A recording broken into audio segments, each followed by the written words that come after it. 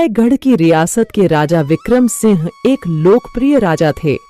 उनके राज्य में हर तरफ खुशी थी, लेकिन उन्हें नहीं पता था कि उनका अपना ही मंत्री उन पर घात लगाए बैठा है। राजा विक्रम सिंह का मंत्री राजा का मान सम्मान देखकर बहुत जलता था। वह स्वयं राजा बनना चाहता था, इसीलिए राजा के बेटे प्रताप को रास्ते से हटाने के लिए षड्यंत्र रचता रहता था। राजा ने बूढ़े व्यक्ति को चोरी के लिए दंड दिया। तुम अपना अपराध कबूल जी महाराज, पर मैं मजबूर था। चोरी नहीं करता तो क्या करता। अपराध अपराध होता है। तुम्हारा दंड यह है कि अब से इस राज्य का कोई भी व्यक्ति तुम्हारी किसी प्रकार की सहायता नहीं गर्मी करेगा। है, प्यास लग रही है, अब तो चला नहीं जाता।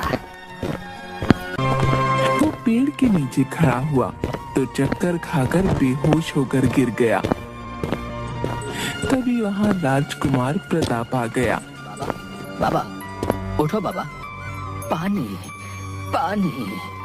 प्रताप पास के कुएं से पानी लाया। कहाँ जाना है आपको? तुम रहने दो बेटा, कोई देख न ले। जल्दी से यहाँ से चले जाओ, नहीं तो तुम भी दंडित कर दिए जाओगे। छोड़िए दंड को, चलिए मैं आपको घर पहुँचा दूं। प्रताप उसे अपने घोड़े पर बैठा कर ले गया।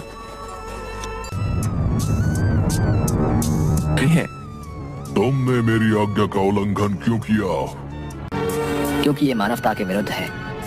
क्षमा राजन, हमारी न्याय संहिता के अनुसार राजा अपनी प्रजा के लिए ईश्वर समान है और उसकी आज्ञा सर्वोपरि है। जो भी व्यक्ति राजा की आज्ञा का पालन नहीं करता या उसका उल्लंघन करता है, वो दंड का पात्र है। मैं दंडित होने के लिए तैयार हूँ। तुम अपनी गलती स्वीकार कर लो तो कोई तुम्हें दंड नहीं देगा। यदि मैंने दंड के भय से गलती मान लिया तो कोई भी व्यक्ति कभी भी किसी दीन दुखी की सहायता नहीं करेगा। तुम राजकुमार हो, मेरे पुत्र हो। यदि तुम दंड के भागी बने तो महारानी का क्या होगा? अरे ये राजकुमार है, इसे कोई दंड नहीं मिलेगा। सच बात है, राजा अपने बेटे को बचाने के लिए न्याय की अवहेलना करके कोई ना कोई उपाय निकाल ही लेगा। देखना भैया, भाई वो राजा है, कुछ भी कर सकता है भैया। यदि किसी साधारण व्यक्ति ने राजा की आज्ञा का उल्लंघन किया होता ना, अब तक तो उसे सूली पे लटका देते, सूली पे। हाँ, देखना यह है कि राजा कैसे अपने बेटे को बचाता है। चुप रहो तुम लोग। राजकुमार, मैं तुम्हें राजा नहीं पिता बनकर समझा रहा हूँ। अपनी गलती स्वीकार कर लो। महाराज ठीक कह रहे हैं, इसी में सबकी भलाई है। महाराज, मैं भी आपका ही पुत्र हूँ। मेरे दृष्टिकोण से मैंने एक प्यास से तड़पते हुए व्यक्ति की सहायता करके कोई गलती नहीं की। आपकी नजर में यदि ऐसा करना अपराध है तो मुझे दंड स्वीकार है। अब आएगा मजा राजकुमार को रास्ते से हटाने का। ये अच्छा अवसर है। मंत्री, इस अपराध का क्या दंड है? महाराज, 6 मास तक राजकुमार को इस राज्य से दूर किसी वन में वनवासी का जीवन व्यतीत करना होगा। यही इनके अपराध का प्रायश्चित है। इसके अतिरिक्त कोई अन्य उपाय? महाराज, आप कुछ भी करने के लिए स्वतंत्र हैं। राजकुमार को इतना कठोर दंड नहीं देना चाहिए। अरे ये सेनापति का बच्चा कहीं मेरी योजना असफल ना कर दे। महाराज, यदि आपने आज न्याय नहीं किया तो प्रजा में क्या संदेश जाएगा? राजकुमार प्रताप को 6 महीने वनवास का दंड दिया जाता है। राजकुमार सामान्य वस्त्र पहनकर राजा और रानी को प्रणाम करके चला गया। वह जंगल में एक झोपड़ी बनाकर लकड़हारा बनकर रहने लगा। आज पता नहीं लकड़ी लेने कितनी दूर जाना पड़ेगा। वो आगे आगे चलता रहा। उसे एक तालाब दिखाई दिया। यहाँ पानी पीने आ गया था। अच्छा, चलो अब जल्दी से यहाँ से चले जाओ, हमारी राजकुमारी आने वाली है। ठीक है, मैं चला जाता हूँ। सुनो, दाईं ओर से निकल जाओ। कि उसे एक राजकुमारी और 2 दासियाँ दिखाई दी। हे प्रभु, ये क्या अनर्थ हो गया? इस भिखारी की नजर राजकुमारी पर पड़ गई। राजकुमारी, आप तो बाईं ओर से आने वाली थी, फिर दाईं ओर से क्यों आई? मैं तो थोड़ा टहल रही थी, अब क्या होगा पता नहीं। अरे पहले इस भिखारी को गायब करो, भगाओ इसे यहाँ से। ए, तुम भागो यहाँ से, आज तुम्हारी वजह से अनर्थ हो गया। राजकुमारी, पता नहीं महल में क्या कोहराम मचा होगा। महाराज, महाराज। क्या हुआ? तुम यहाँ क्या कर रही हो? तुम्हें तो इस समय राजकुमारी के साथ वन में होना चाहिए था। महाराज, जब राजकुमारी तालाब के पास जा रही थी, वहाँ एक भिखारी आ गया और उसकी नजर राजकुमारी पर पड़ गई। ये क्या कह रही हो? जी महाराज, यह एकदम सत्य है। बाबा, अब क्या करें? कोई उपाय बताइए। महाराज, मैंने आपसे पहले ही कहा था कि इन 15 दिनों में जिस पुरुष की दृष्टि राजकुमारी पर पड़ेगी वही उनका जीवन साथी बनना चाहिए, नहीं तो उनका जीवन कठिनाइयों से भर जाएगा। ज्योतिषी बाबा, कुछ तो उपाय होगा। मेरी पुत्री के जीवन का प्रश्न है। और यदि नहीं करना चाहती तो आजीवन कुंवारी रहे, परंतु अब यदि इन्होंने किसी और व्यक्ति से विवाह किया तो इनके प्राणों पर संकट आ सकता है। निर्णय आपको करना है। महाराज, एक उपाय और है। मेरी मानिए तो विवाह के बाद उस लकड़हारे को घर जमाई बना लीजिए। जी बाबा, ये ठीक रहेगा। उस लकड़हारे को लेकर आओ। हम अपनी पुत्री का विवाह तुमसे करना चाहते हैं। क्या तुम तैयार हो? यदि मैं तैयार न हुआ तो क्या आप मुझे यहाँ से जाने देंगे? नहीं, यदि तुम नहीं मानोगे तो मैं जबरदस्ती तुम्हारा विवाह राजकुमारी से करवा दूंगा। महाराज, मुझे भविष्यवाणी वाली बात पता चल गई है। मैं विवाह से इनकार नहीं कर सकता, किंतु मेरी एक शर्त है। बोलो, कैसी शर्त? मैं विवाह के बाद भी वन में ही रहूंगा, यहाँ राजमहल में नहीं। ये नहीं हो सकता। तुम सोचो, मेरी पुत्री वहाँ कैसे रहेगी? वो मैं नहीं जानता। मुझे आपके राजमहल से अधिक अपना आत्मसम्मान प्यारा है। ठीक है। पिताजी, ये आपने क्या कर दिया? पुत्री, मैंने बहुत सोच समझ कर ये फैसला किया है। यदि तुम्हारा विवाह नहीं हुआ तो मेरी मृत्यु के बाद तुम ये सब कैसे संभालोगी? मैं अपनी इकलौती पुत्री को किसी लकड़हारे को नहीं दूंगी। बड़ी धूमधाम से प्रताप और राजकुमारी का विवाह हो गया।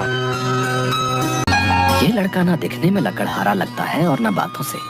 हाँ, आप ठीक कह रहे हो। काश ये कोई राजकुमार होता। महाराज, आज विवाह संपन्न हुए 2 दिन हो गए। अब हमें यहाँ से चलना चाहिए। पुत्र, कुछ दिन और रुक जाओ। कृपया हमें जाने दें। प्रताप और राजकुमारी वन में चले गए। तुम छिपकर इन पर हर पल नजर रखो।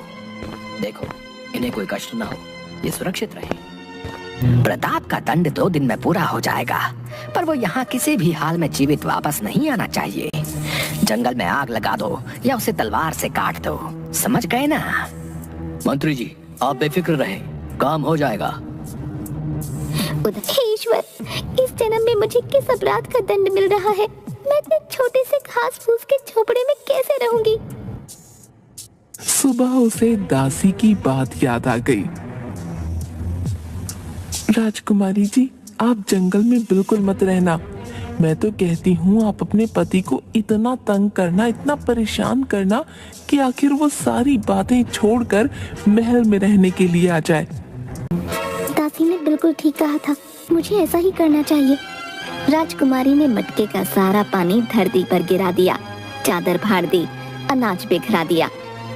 प्रताप कुछ फल लेकर बाहर से आया। अरे ये क्या हुआ? अनाज तो खराब हो गया, मटका भी टूट गया। हाँ, क्योंकि मुझे यहाँ नहीं रहना। तुम ही बताओ, मैं यहाँ कैसे रहूँ? बोलो। दंड पूरा होने में अभी 3 दिन शेष है। बोलते क्यों नहीं? तुम बस कुछ दिन और सह लो, उसके बाद मैं तुम्हें रानी की तरह रखूंगा। ओहो, उसके बाद कोई खजाना हाथ लग जाएगा। हाँ। झूठे कहीं के, मुझे बहला रहे हो। देखो, रथ बाहर खड़ा है। पिताजी ने हम दोनों को बुलाया है, कुछ दिन वहीं रहेंगे। अब चलो। रात के अंधेरे में 2 आदमियों ने जंगल में प्रताप की झोपड़ी को आग लगा दी। अब नहीं बचेगा। भैया, किसी के चिल्लाने की आवाज तो आई नहीं। प्रताप की झोपड़ी यही है ना? हाँ हाँ, यही है। चिल्लाएगा कैसे? राजा का बेटा तो राख हो गया। चलो अब भागो। अब चलो यहाँ से, या यहीं अपने पिता के महल में रहने का विचार है? थोड़े दिन और रुक जाते हैं ना? नहीं, हमें आज ही यहाँ से किसी भी हाल में जाना होगा। मैं उस जंगल में नहीं रहूंगी। चलो तो। ये सारथी कहाँ चला गया? अब रथ कौन चलाएगा? मैं चलाऊंगा रथ। नगर की सड़कों से होता हुआ अनजान रास्ते की ओर बढ़ गया। अरे ये जंगल का मार्ग तो नहीं है। अब हमें जंगल में जाने की कोई आवश्यकता नहीं है। तो हम कहाँ जा रहे हैं? कहीं तुम जानबूझकर मुझे कष्ट देने के लिए मेरे माता पिता से दूर लेकर तो नहीं जा रहे? हाँ? नहीं, मैं तुम्हें अपने माता पिता के पास लेकर जा रहा हूँ। है? कौन है वो? कहाँ रहते हैं? क्या करते हैं? अरे इतने सारे प्रश्न एक साथ। तभी रथ राजमहल की ओर बढ़ता है। राजकुमार प्रताप पधार रहे हैं। राजा और रानी भाग कर आते हैं और उसके गले लग जाते हैं। अरे ये तुम्हारे साथ सुंदर सी लड़की कौन है? ये राजा विश्वा की पुत्री, मेरी पत्नी और आपकी बहू है। रानी आरती उतार कर दोनों को महल में ले जाती है। तभी राजा विश्वा रस्सियों से बंधे हुए दो आदमियों के साथ आ गया। पिताजी, ये राजकुमारी के पिता महाराज विश्वा हैं। पधारिए महाराज, पधारिए। प्रताप, मुझे सब पता चल गया है। महाराज, पहले आप अपने मंत्री को बुलाइए। इन दो व्यक्तियों ने कल रात जंगल में राजकुमार प्रताप की झोपड़ी में आग लगा दी थी। चलो तुम दोनों सच सच बताओ, ऐसा क्यों किया? वरना महाराज, हमें मंत्री जी ने ऐसा करने के लिए कहा था। वो नहीं चाहते थे कि राजकुमार प्रताप जीवित वापस आए। वो आपसे ईर्ष्या करते हैं। वो नहीं चाहते कि राजकुमार प्रताप राजा बने। सेनापति, मंत्री और इन दोनों को तुरंत कारावास में डलवा दो। मुझे क्षमा कर दो मेरे पुत्र। तुम सच में बहादुर, निडर और एक अच्छे राजा बनने योग्य हो। मुझे तुम पर गर्व है। और हमें अपने जमाई राजा पर मान है। क्यों बेटी, अब तो खुश होना। और उसके बाद राजकुमार प्रताप और राजकुमारी महल में खुशी खुशी रहने लगते हैं।